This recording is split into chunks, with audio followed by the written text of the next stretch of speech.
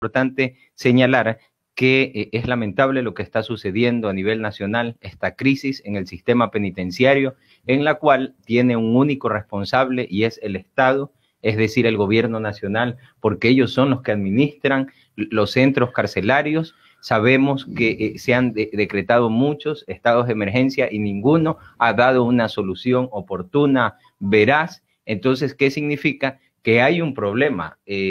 Con base a ello, sabemos que existe un hacinamiento carcelario, es decir, una cifra elevada de personas privadas de libertad, una sobrepoblación penitenciaria. Esto de alguna manera también se debe al abuso de la prisión preventiva, que es en este caso solicitada por los fiscales y aceptada por los jueces de garantías penales.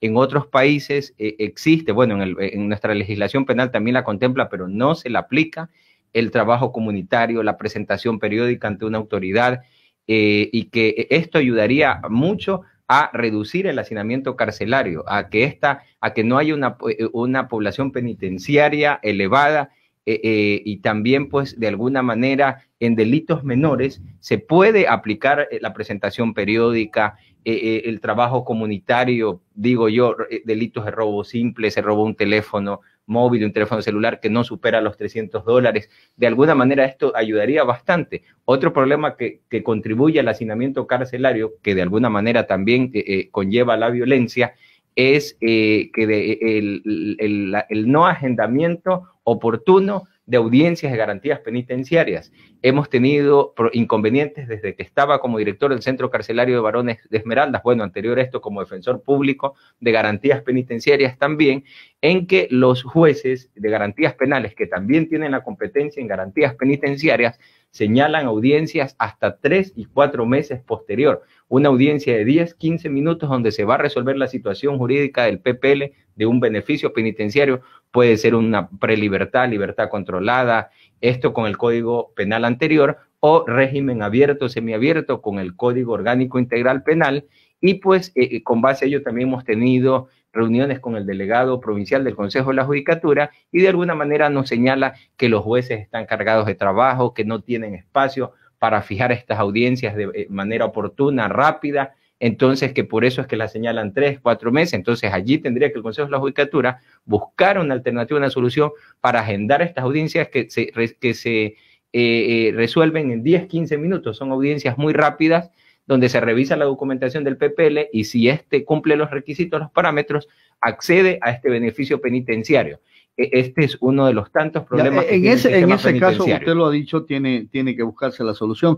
Pero normalmente se repite lo mismo, ¿no? Que el juez no pudo estar, que se la suspende, que no hay tiempo, y se lleva, como usted dice, los 3 y 4 meses, y ahí hay un problema que hay que tratarlo con mucha responsabilidad.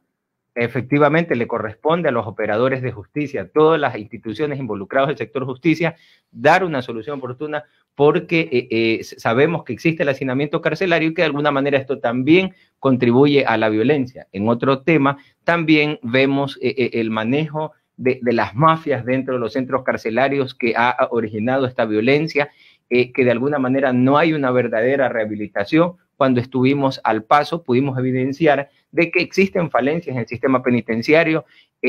Siempre lo digo yo, existen 2 filtros, el filtro 1, que es el filtro policial, y el filtro 2, que es el filtro de agentes penitenciarios, y a pesar de haber estos 2 filtros, siempre hay ingresos de armas y de drogas. Digo yo, las armas, las drogas, los objetos prohibidos no caen del cielo, por algún lugar tienen que ser ingresados. Entonces, de alguna manera, también pudimos evidenciar que se hace un control exhaustivo de la Policía Nacional, que está en el primer filtro, y de los guías penitenciarios en el segundo filtro, cuando quieren ingresar los abogados a realizar sus trámites, cuando los días de visitas ingresan los familiares, se hace un control exhaustivo. Entonces digo yo, ¿por dónde ingresan las armas? ¿Por dónde ingresan la droga, los objetos prohibidos? Que de alguna manera son situaciones que impiden la verdadera rehabilitación. Teníamos chicos estudiando, porque dentro de los centros carcelarios estudian escuela, colegio y hasta universidad, y de alguna manera no es fácil rehabilitarlos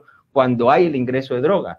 Teníamos la experiencia que a veces venían los profesores que están dentro de los centros carcelarios nos decían, director o Alex, no me han bajado 4, 8 chicos, ¿qué pasa? No están estudiando. Entonces, íbamos personalmente a ver qué había pasado. La noche anterior se habían drogado, otros no les permitían pasar porque solicitaban dinero para el paso. Entonces, como le digo, es un problema que se desarrolla en algunos mundos y mundos donde de alguna manera reina la corrupción, el mundo administrativo, digo yo, el mundo de los guías penitenciarios, el mundo policial del primer filtro, el mundo de los PPLs. Entonces, de alguna manera hay que buscar una solución.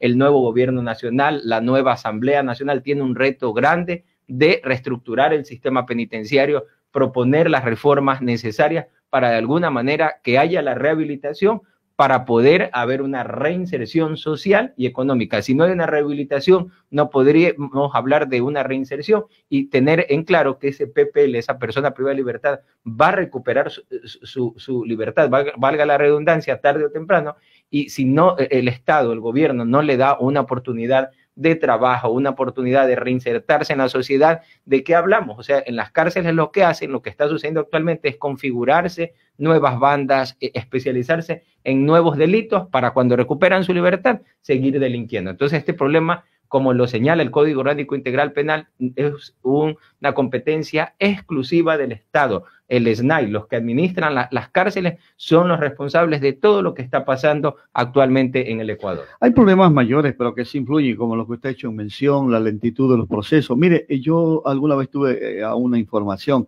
que incluso teniendo la boleta de libertad, se demoran de 1 a 2 días para llegar y ponerlo en libertad. Si ya está la boleta, por favor, libérelo. Eso es gravísimo. ¿Por qué demoran esos procesos? Eso es detención ilegal, porque si una persona tiene su boleta de libertad, debe salir en el mismo día, y si en caso que no lo haya el abogado particular o público, debe presentar obligatoriamente un habeas corpus para una acción constitucional de manera inmediata, porque una hora que pase esa persona privada de libertad está detenido ilegalmente, y la libertad es el bien más sagrado que tiene el ser humano. Que no está, que ya llega, que falta una firma, que falta el de aquí, que falta el de allá, y total, llegaron a las 6 de la tarde y ya no puede salir, tiene que esperar hasta el otro día. Hemos conocido casos de este asunto, y esto hace mal, porque un día, 1 hora, usted ha dicho, es bastante en el centro carcelario. Ahora, estos son problemas menores, pero hay los problemas mayores que actualmente están haciendo bastante daño, y que es los grandes intereses que se juegan entre bandas y todo lo que está dentro y fuera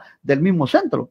Sabemos que la seguridad penitenciaria le corresponde en la parte interior a la seguridad penitenciaria, en este caso a los agentes penitenciarios, y la parte exterior a la Policía Nacional. El servicio atención integral de personas privadas de libertad son los competentes, los que tienen las atribuciones para brindar la seguridad de los PPLs. No son los PPLs los responsables de su seguridad. Si hay armas, efectivo, armas de fuego, armas cortopunzantes que están en manos de las personas privadas de libertad, pero de alguna manera, ¿quién son los responsables de que estas armas no ingresen? La Policía Nacional, los guías penitenciarios, la seguridad. Entonces, a ellos les corresponde de alguna manera brindar toda la seguridad, porque si sabemos que no hay armas dentro de los centros carcelarios, no se van a agredir, no se van a matar.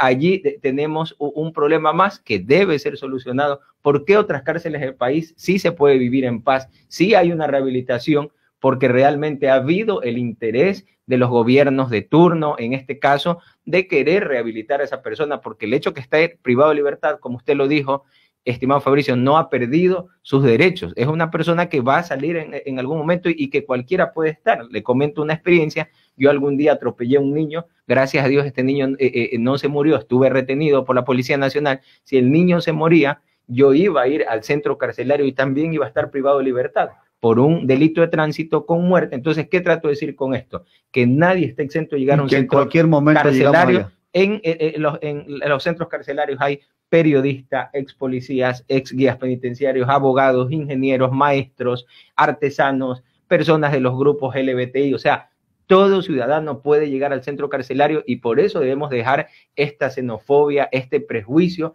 de que realmente a veces se ve que las personas privadas de libertad, lo peor que dicen, se comentan que no, está bien que se maten entre ellos.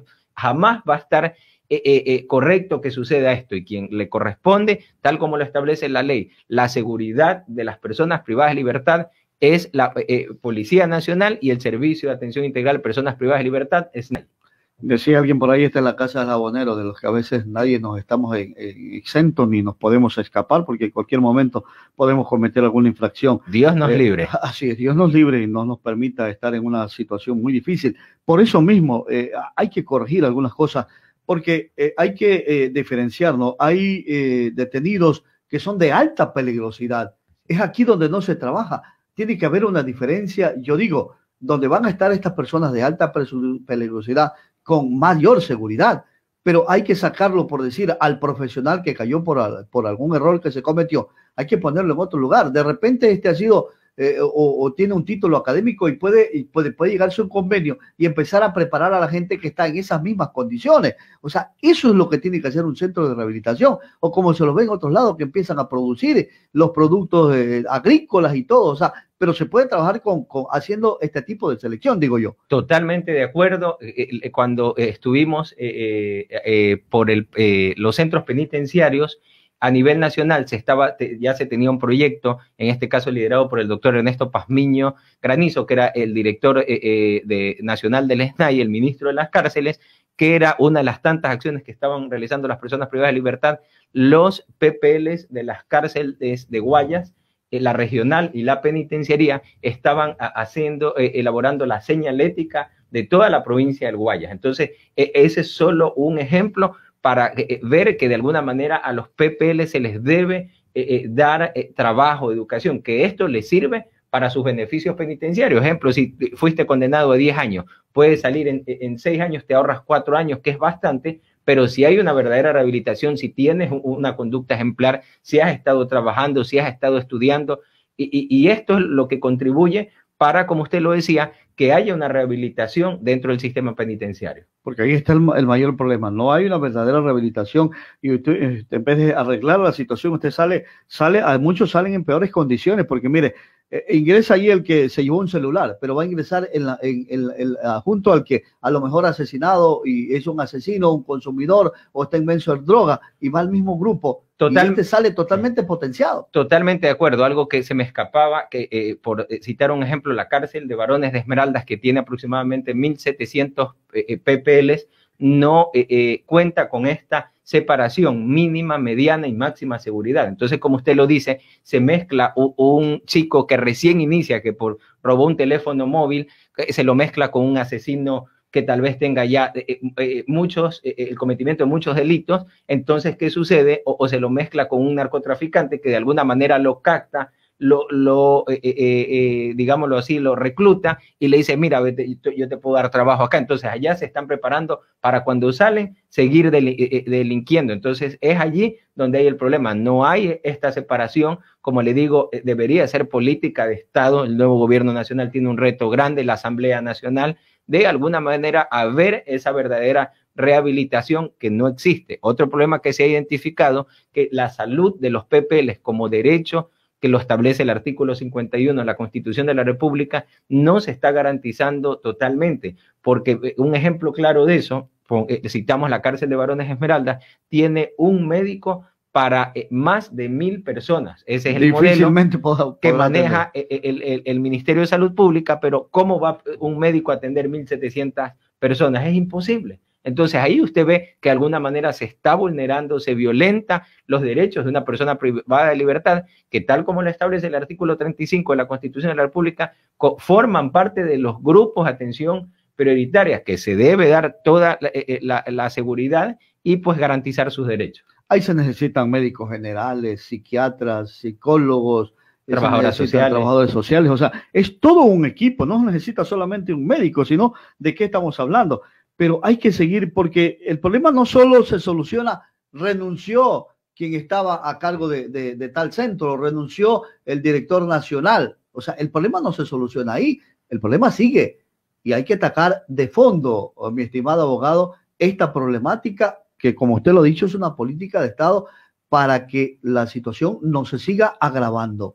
Pregunto yo, ¿de qué han servido tantos declaratorias de estado de emergencia en este gobierno nacional? Se han asignado 27 millones de dólares, se asignó al inicio de esta administración penitenciaria. Entonces, ahí queremos saber como ciudadanos, como ecuatorianos, bueno, ¿qué se hizo con ese dinero? ¿En qué se lo invirtió? Y tiene que Contraloría entrar a fiscalizar estos recursos, porque si usted administra recursos, tiene que indicar, se supone que si hubo dinero, deberían haber inhibidores de señal. En todas las cárceles no hay los inhibidores de señal para que los teléfonos móviles no tengan la señal y pues no se pueda desde las cárceles ordenar asesinatos, planificar extorsiones, el cometimiento de delitos. Detectores de metales, la mayoría de las cárceles no cuentan con los mismos. La que yo sepa, la Esmeraldas no tiene eso. Asimismo, implementar cámaras, o sea, se necesita tantas cosas, dicen ellos, que de alguna manera que falta presupuesto. Claro, es verdad, falta recursos, pero también queremos saber los 27 millones de dólares que se asignó a las cárceles, que se dé cuenta, que se rindan, esto se invirtió,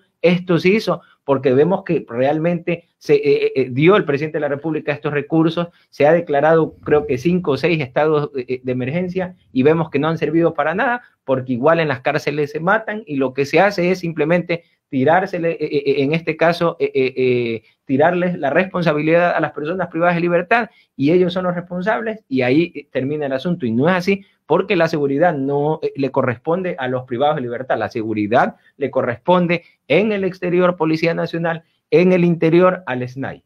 Y no solamente eso, sino que garantizar la vida de los que están internos ahí.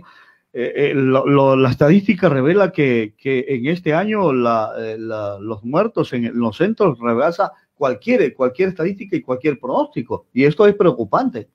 Totalmente. También proponemos como Defensoría del Pueblo, como Institución Nacional de Derechos Humanos, de que las Fuerzas Armadas colaboren. Sabemos que no es una competencia exclusiva de ellos brindar seguridad en los centros penitenciarios, pero en vista de que no estamos en guerra, de que no tenemos una situación de connotación nacional en otros temas, pueden brindar la colaboración en la seguridad, operativos, patrullajes en los exteriores del centro penitenciario, colaborar a la Policía Nacional, que tal vez no se alcanza y que de alguna manera contribuiría a evitar ese ingreso de armas que causa violencia, muertes, ese ingreso de droga que no permite rehabilitar a una persona privada de libertad, objetos prohibidos. Entonces, es allí donde les corresponde, como lo volvemos a señalar, al Estado y sus delegatarios. ¿Quién representa al Estado? El gobierno nacional. Totalmente de acuerdo, yo también digo eso, pero para ver eso habrá que reformar, porque dicen que no hay estado de excepción y cuando hay estado de excepción es que pueden ingresar los militares, pero yo estoy de acuerdo en esa parte.